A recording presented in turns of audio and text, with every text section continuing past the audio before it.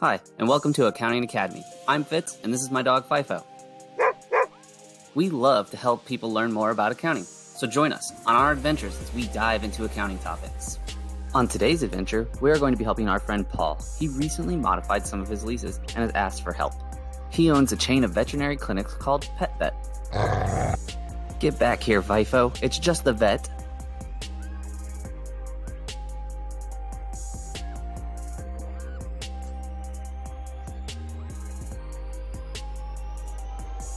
Hey Paul, how are things going?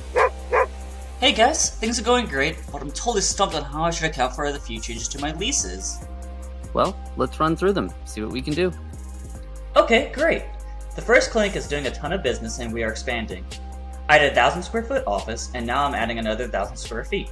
However, the new square footage is being added to the contract at the current market rate, which is higher.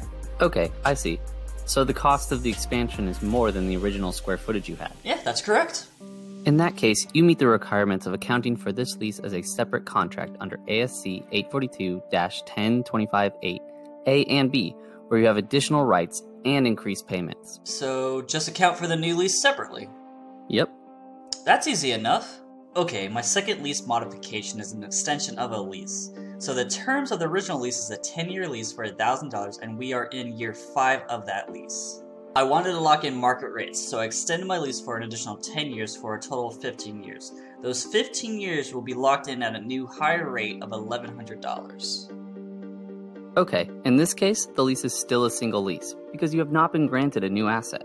You would first want to check that with the extended time, that your lease would still be classified as an operating lease. Since this lease is for a building, we will assume the lease is still an operating lease. As part of the modification, you will need to recalculate the new lease liability for the remaining 15 years at the new price. When you do, make sure you update your incremental borrowing rate in the calculation as of the date of the modification.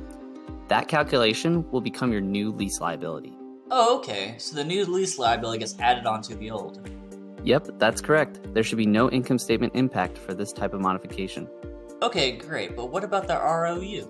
Good question. The increase in the lease liability will be added to the ROU as well.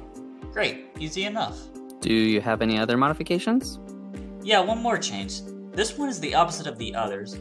Business is not doing as great in this part of town, so we are downsizing. We have a lease for 1,000 square feet at a price of $1,000 per month. We negotiated with the landlord and got him to exchange the terms to half the space of 500 square feet and a new price of $600 per month. For this modification, you would recalculate a new lease liability based on the new lease terms, and again, use the new incremental borrowing rate as of the date of the modification. That's simple enough, but what about the ROU? This is where you have two options. You can measure the ROU either by the percentage the lease liability has changed, or you can measure the ROU using the change in ROU.